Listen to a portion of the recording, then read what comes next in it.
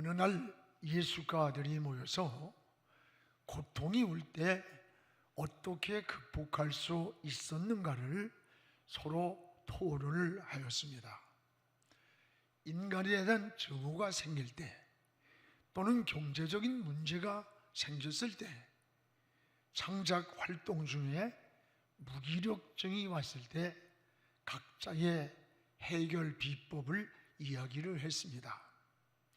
어떤 이는 착한 친한 친구를 찾아가서 고통을 하소연한다고 했고, 또 어떤 이는 독한 술을 마시고 잠시 고통을 잊어버린다고 했습니다.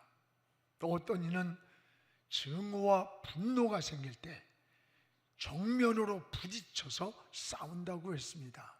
그러나 한결같은 이야기는 근본적인 문제를 해결하지 못했다라고 하는 고백입니다.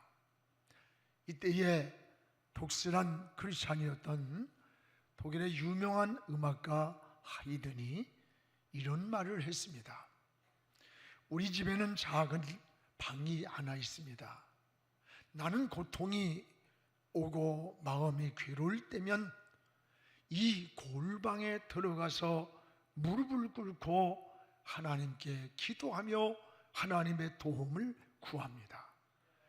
그리고 나오면 마음의 평안을 얻고 또 희망의 빛이 비춰옵니다. 이것이 내 인생의 해답입니다 라고 하는 고백을 했습니다. 그렇습니다. 여러분, 인생을 살아가면서 시험, 걱정, 근심, 염려, 괴로움 없는 사람이 누가 있습니까? 이런 문제의 해답이 성경에는 기도라고 말씀을 합니다. 여러분, 기도는 방법을 찾는 게 아닙니다. 하나님을 찾는 것이 바로 기도입니다.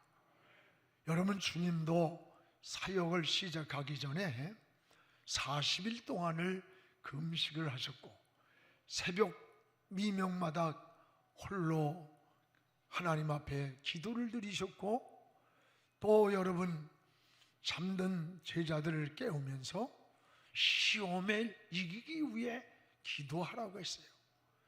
잠들 때 원수가 가라지를 덧뿌리고 간다고 하면서 파수꾼의 사명이 무엇인가, 영적 잠을 깨우는 이 파수꾼의 사역을 잘 알려주기도 했습니다. 주님은 설교하는 방법은 가르쳐 주질 않았어요. 근데 기도하는 방법은 주기도문을 통해서 우리에게 잘 알려주셨습니다. 우리 교단의 장종현 설립자님은 목사들에게 피를 토하듯 외치는 권면이 있습니다. 설교를 준비하다 보면 어떤 책을 먼저 보고 또 주석을 뒤적일 때가 많습니다. 그게 아니라 설교를 위해서 1시간 주석을 본다면 2시간 성경을 보고 3시간을 기도하라. 이 영성의 균형을 늘 그냥 말씀하세요. 이것이 늘 가슴속에 이렇게 새겨집니다. 오늘 바울은 감옥에 있어요. 자기가 그 감옥에 있으면서도 에베소 성도들에게 편지를 보내는데 그 편지의 내용이 뭡니까? 내가 기도할 때, 이 감옥에서 기도하고 있을 때 하나님께 받은 영감, 하나님께 받은 은혜를 너희에게 말한다라고 했습니다. 바울은 다메섹 도상에서 주님을 만난 이후 그의 삶의 중심은 항상 기도였습니다. 자기 감정이나 기분대로 말하지 않았습니다.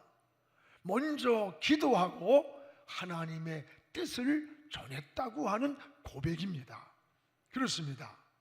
바울은 오늘 말씀 가운데 기도할 때, 하나님께 기도할 때 받은 은혜를 3가지로 소개를 하고 있습니다.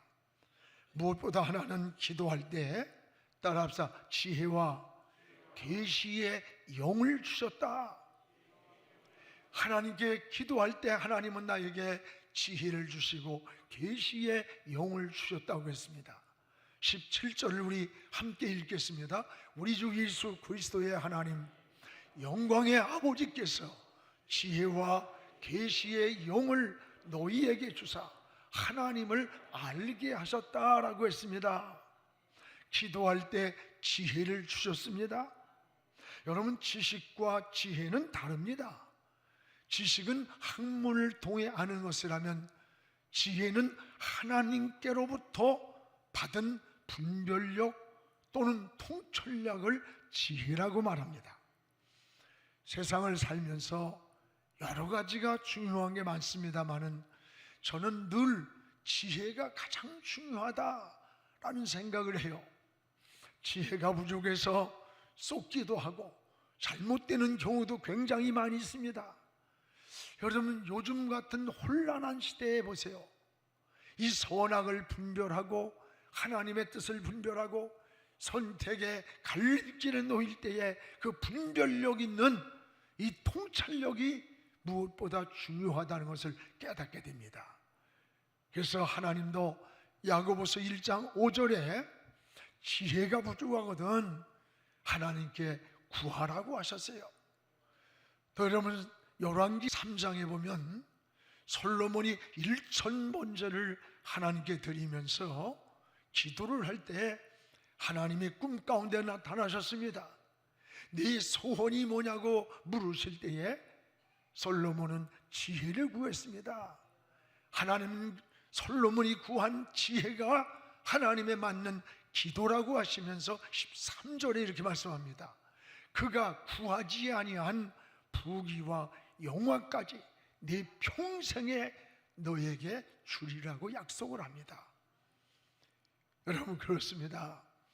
학생이 공부를 해도 지혜가 필요하고, 여러분 사업을 해도 지혜가 필요하고, 또 여러분 가정의 행복을 만드는 데도 지혜가 있어야 돼요. 말 한마디로 해도 지혜가 없어서 가정이 깨지고 갈등할 때가 얼마나 많아. 정치를 하는데도 지혜가 있어야 돼요. 지혜가 없어서 실패하는 경우가 굉장히 많습니다. 바울은 오늘 이 지혜가 기도할 때, 내가 기도할 때 하나님이 나에게 지혜를 주었다는 거예요. 오늘 여러분도 기도할 때 하나님의 지혜가 임하기를 축복합니다. 또한 바울은 기도할 때 지혜뿐 아니라 나에게 계시의 정신을 주셨다라고 말씀해요. 계시의 정신을, 영을 주셨다. 여기 계시란 감추어진 비밀이라는 뜻이에요. 여러분, 하늘에 있는 모든 것들은 이 감추어져 있는 하나님에게 비밀입니다. 이건 하나님이 열어주지 않으면 우리는 알 수가 없는 거예요. 그런데 이 감추어진 하나님의 계시의 비밀이 어떻게 하느냐? 기도할 때 하나님이 계시의 영을 주셔서 하나님의 비밀을 알려주셨다고 하는 고백입니다. 그렇습니다. 여러분이 살아가는 우리 인생의 미래도 감추어져 있는 계시입니다. 이 계시의 영을 주셔야 알 수 있지.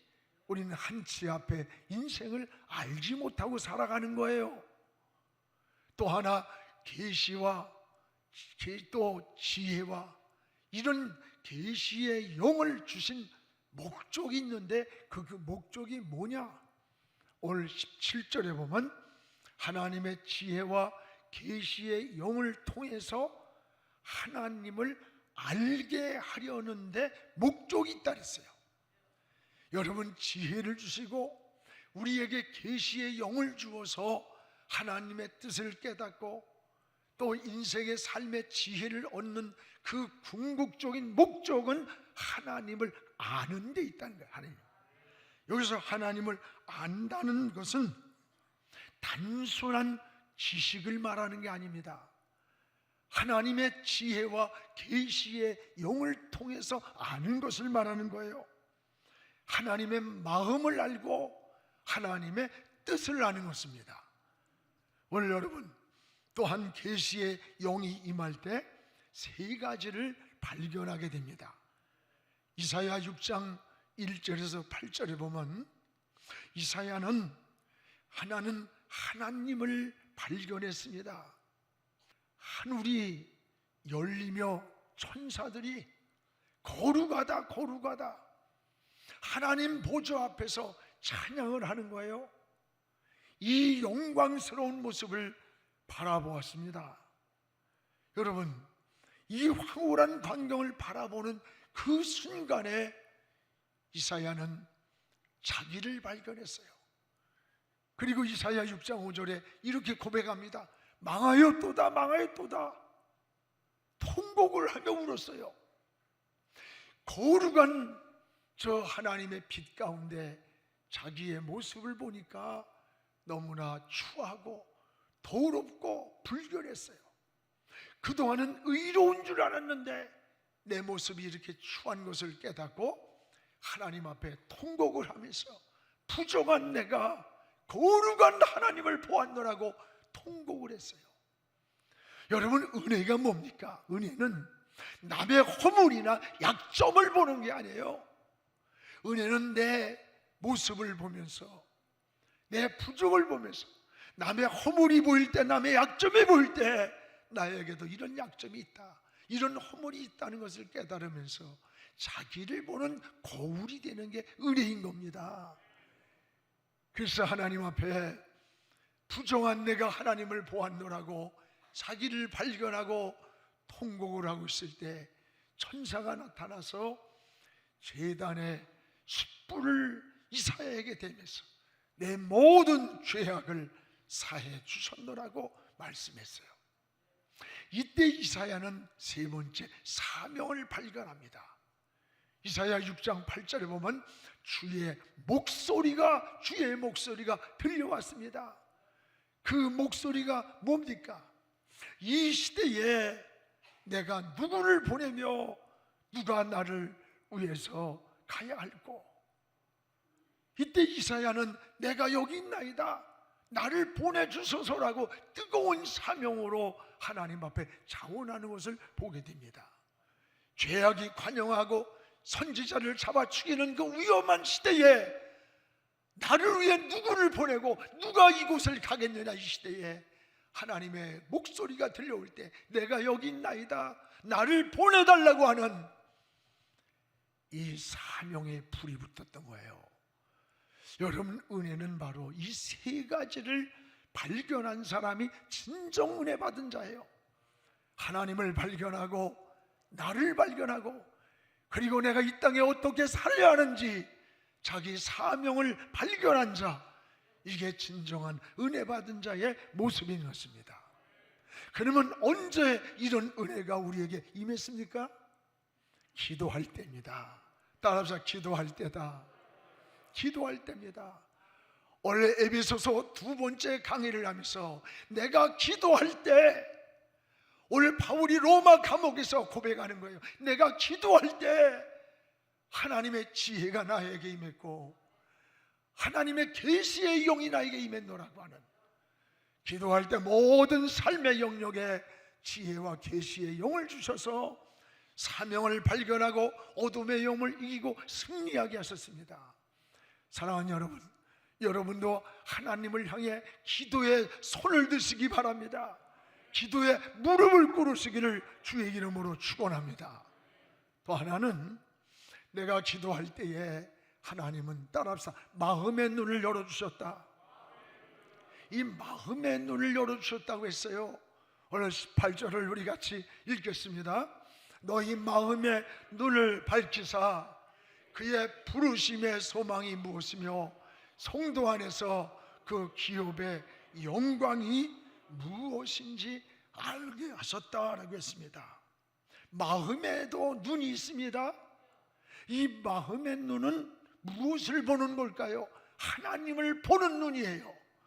그래서 마음의 눈은 깨달음, 내적인 자각 또는 영적인 분별력을 마음의 눈이라고 그래요. 아담이 타락했을 때 이 육신의 눈은 밝아졌지만 마음의 눈은 어두웠어요. 하나님을 바라보는 마음의 눈이 우리는 밝아져야 합니다. 사람에게는 세 종류의 눈이 있습니다. 하나는 사물을 보는 육안이 있습니다. 또 하나는 사물의 이치와 원리를 깨닫는 지안이 있습니다. 그리고 하나님을 바라본 마음의 눈, 영안이 있습니다. 하나님은 영이신지라 육신의 눈이나 지식의 눈을 가지고 볼 수 없어요. 신앙의 눈, 마음의 눈, 영적인 눈으로만 저 하나님을 바라볼 수 있는 거예요. 그래서 시편 119편 18절에 다윗은 하나님이여 내 눈을 열어서 주의 법에 기이한 것을 보게 해달라고 했습니다. 다윗의 소경이 아닙니다.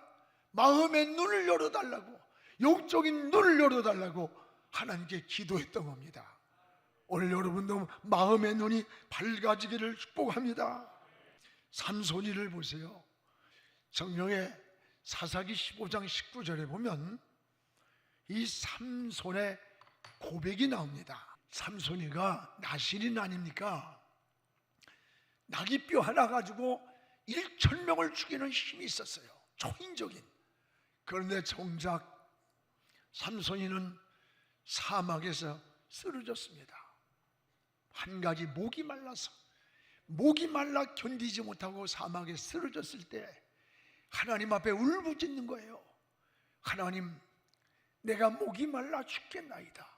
저 블레셋 원수 앞에서 부끄러움을 당했습니다. 하나님, 내가 날 살려달라고 막 하나님 앞에 울부짖는 거예요.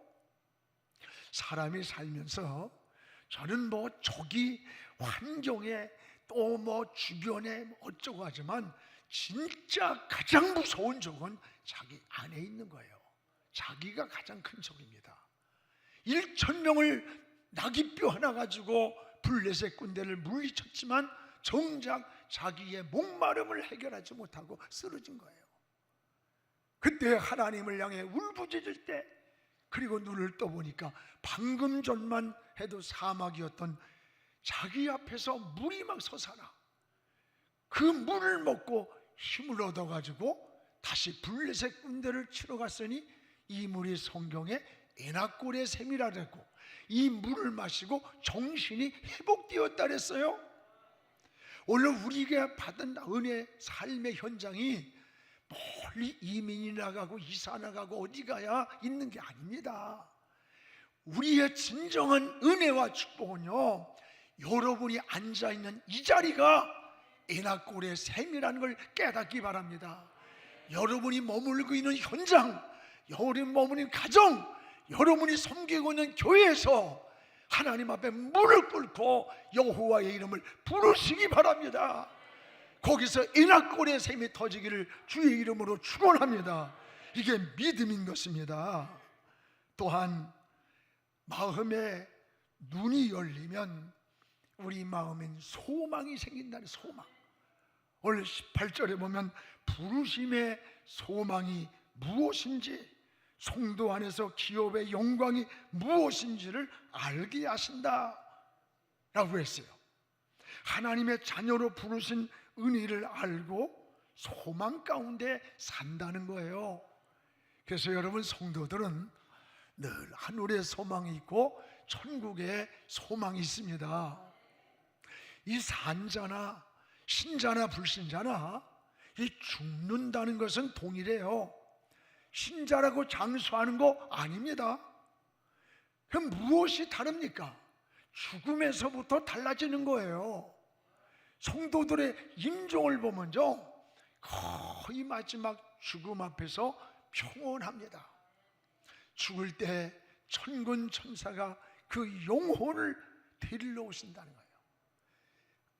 그런데 불신자들이 보면 대단한 것 같은데 마지막 임종의 순간을 보면 여러분이 느낄 거예요. 가정의 불신자들이 얼굴이 새카매지고 무언가 막 웅크리고 뒤틀고 고통스러워요. 그 마지막 순간에 악마가 그 영혼을 붙잡으러 오는 것이 보여진다는 거예요. 이게 여러분 죽음에서 달라지는 걸 봐요. 성도들의 임종에는 죽음 앞에 평온함이 있어요. 지난주 우리 38년을 함께 하나님을 섬겨오시던 우리 박 장로님이 천국에 가셨어요. 새벽 4시에 전화벨이 막 울려요. 새벽 4시에 전화를 받았는데 우리 김덕희 권사님이, 목사님, 우리 박 장로님 의식이 없는데 임종이 오는 것 같아요. 전화로 임종 기도를 해주세요. 그 전화기를 붙잡고 간절히 하나님 앞에 마지막 천군 천사가 내려와서 이 영혼을 주의 나라로 인도하소서 하면서 기도를 다 마치고 아멘 하는데 의식이 없던 우리 장로님이 아멘 하면서 마지막 멈추더래요. 그리고 그 병원의 골은 뭐예요? 그 구에서 영으로 떨어지더래. 그걸 뭐라 그래나 몰라. 이거 뭐죠? 딱 떨어지면서 그게 끝이에요. 아멘 고백을 하시고 그러면서 너무나 얼굴이 평온한 모습을 우리 자녀들이나 우리 권사님들이 참 보고 마음의 슬픔보다 더 위로와 하늘나라에 대한 확신과 소망을 가졌노라고 하는 고백을 하는 걸 함께 들었어요. 여러분, 성도는 천국의 소망이 있는 거예요. 이것이 하나님의 자녀로 부르심의 소망이라는 거예요. 여러분, 주의 일을 할 때에도 이 마음의 눈이 열릴 때 왜 내게 이런 직분을 맡기셨는지, 왜 이런 일을 하나님이 나에게 직분을 주셨는지 그 사명을 발견하게 되고 감사를 발견하고 소망이 생기고 하나님의 은혜 안에 감격하는 거예요. 이게 은혜 받은 자의 삶이라는 것을 깨닫기를 주의 이름으로 축복을 합니다. 사랑하는 여러분, 바울은 이렇게 고백합니다. 내가 기도할 때 에베소 성도들의 마음의 눈을 밝히사 그의 부르심의 소망이 무엇이며 하나님이 주실 영광의 기업의 영광이 무엇인가를 알게 하셨다라고 말씀했습니다. 그렇습니다.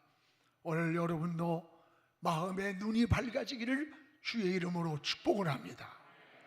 또 하나 기도할 때 바울은 하나님이 힘의 위력을 주셨노라고 고백을 합니다. 오늘 19절을 우리가 잠을 읽겠습니다. 그의 힘의 위력으로 역사하심을 따라 믿는 우리에게 베푸신 능력의 지극히 크심이 어떠한 것을 너희로 알게 하시기를 구하노라. 그의 힘의 위력. 여러분, 힘의 균형이라는 것이 굉장히 중요합니다. 이 어린아이나 노인들이 잘 넘어지는 건요, 힘이 없어서 그런 거예요. 힘이 없어서. 나라도 힘이 없으면 진정한 평화가 유지되지 못합니다. 평화는 강자가 요구할 수 있는 것이지 약자는 평화를 구걸하는 것, 구걸. 그래서 로마 군사 전략가 베제티우스는 평화를 원하느냐? 전쟁을 준비하라. 전쟁하라는 얘기 아니에요. 평화를 원한다면 전쟁을 각오를 하고 힘을, 균형을 가지라는 거예요.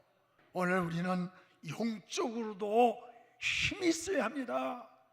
이 영적인 힘이 없으면 원수마귀에게 공격당하는 거예요. 바울은 바로 기도할 때 힘의 위력, 이 힘의 원천을 기도할 때 얻었다는 거예요. 영적인 힘은 여러분 언제 오느냐? 기도할 때 오는 겁니다. 다니엘서 10장 19절에 다니엘도 이렇게 말합니다. 기도할 때 주께서 힘이 나게 하셨다 그랬어요. 힘이 나게. 기도할 때 힘이 나게 하셨습니다. 하나님을 힘을 주셔야 합니다. 하나님이 힘을 주시면 일어나는 거예요. 우린 질병에서도 일어나고 실패에서도 일어나고 넘어진 자리에서도 일어날 수 있음을 고백하시기를 축복합니다. 이사야 40장 30절 31절에 이렇게 말씀합니다. 소년도 넘어지고 장정도 자빠지지만 여호와를 앙망하는 자, 저 하나님을 바라보는 자는 새 힘을 주신다. 하늘로부터 온 새 영, 새 힘을 주신다는 거예요. 기도할 때 힘을 주시는 하나님이 오늘 여러분도 하나님께 기도할 때, 하나님의 이름을 부를 때, 하나님을 찾을 때 새 힘을 주신다는 것을 믿으시기를 축복합니다. 사랑하는 성도 여러분, 오늘 바울이 기도할 때에 지혜와 계시의 영을 주셨고 마음의 눈을 열어주셨고 새 힘의 위력을 주신 하나님이 오늘 여러분도 무릎 꿇을 때, 기도에 손을 들 때에 이 은혜를 주실 줄로 믿습니다. 하나님의 은혜가 함께하기를 축복합니다.